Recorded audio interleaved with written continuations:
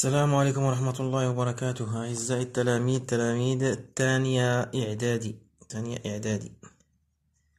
Je vous présente un exemple de contrôle continu numéro 1, deuxième semestre. C'est le contrôle numéro 1, deuxième semestre 2. Restitution des connaissances. Répondre aux propositions suivantes par vrai ou faux. إذا بالنسبة للتمرين الأول أو السؤال الأول الجواب بصحيح أو خطأ. Les chaînes de montagne résultent du rapprochement de deux plaques.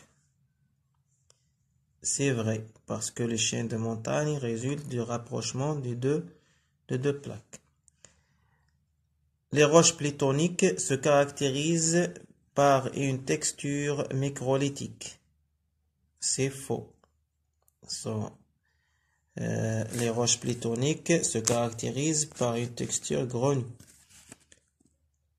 Les plis sont liés à des forces distensives. C'est faux. Ils sont liés à des forces compressives. Les chaînes de collision se caractérisent par la présence de plis et de failles inverses. C'est vrai. Je passe à la deuxième question. Le document ci-contre représente une déformation tectonique. Voilà le document. C'est ça le document. Identifiez le type de cette déformation. Le type de cette déformation, c'est une déformation cassante, ce qu'on appelle faille normale. Deuxième question, légendez le schéma. Pour numéro 1, le numéro 1, il s'agit de compartiment ABC. Et le numéro 2, c'est le miroir de faille. Et le numéro 3, c'est compartiment soulevé. Maintenant, je passe aux troisième question. Mettez devant chaque chiffre la lettre convenable. Ici, il y a le granit, le basalte, le pli anticlinal, pli synclinal. Ici, la courbure des couches est dirigée vers le bas. Donc, il s'agit de pli synclinal. Donc, je dois mettre la lettre D ici. Roche magmatique volcanique, c'est le basalte. Donc, je dois mettre la lettre B.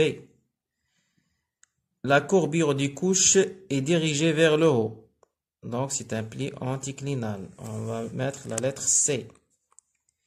Roche magmatique plutonique, c'est le granit. Donc, je dois mettre la lettre A ici, avec 4. Et voilà la réponse. D avec 1, B avec 2, C avec 3 et A avec 4. Maintenant, je passe au raisonnement scientifique, communication écrite et graphique. Pour l'exercice 1, le document ainsi dessous représente le schéma d'une lame mince d'une roche magmatique observée au microscope. Ici, pâte vitreuse. Ici, ce sont des phénocristaux, des microlithes. Première question, déterminer le type de microscope utilisé pour l'observation des lames minces des roches. Donc, pour voir les lames minces des roches, on utilise le microscope polarisant. On dit microscope polarisant. C'est le microscope polarisant. Microscope polarisant.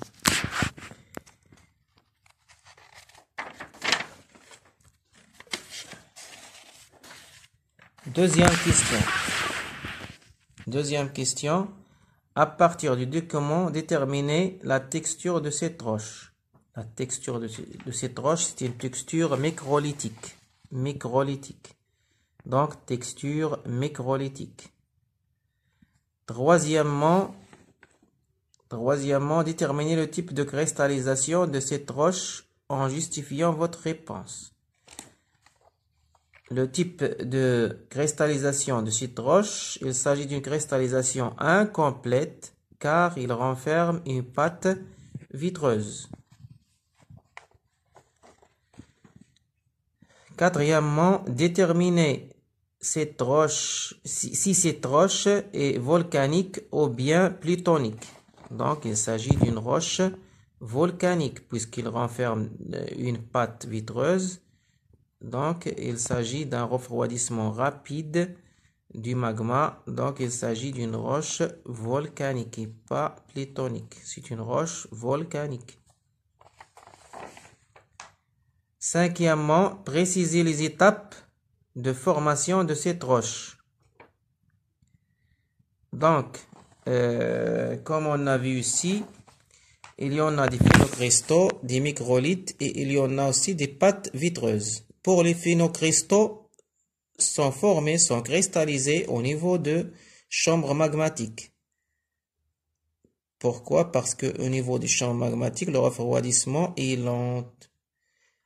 Et pour les microlithes, sont formés au niveau des cheminées où le refroidissement est rapide, alors que la pâte vitreuse est formée en surface ou lors d'un refroidissement rapide, très rapide. Un refroidissement très rapide.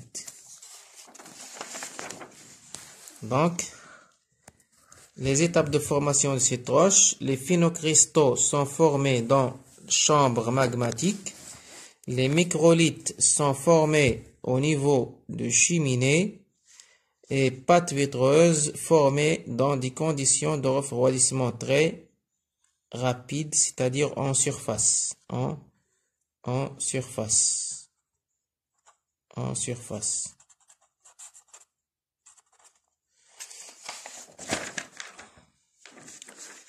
Je passe à l'exercice 2. L'exercice 2, le document ci-contre montre des étapes de formation de chaînes des Alpes en désordre. Première question, classez les étapes présentées en ordre chronologique. Classez les étapes présentées en ordre chronologique. Convenable.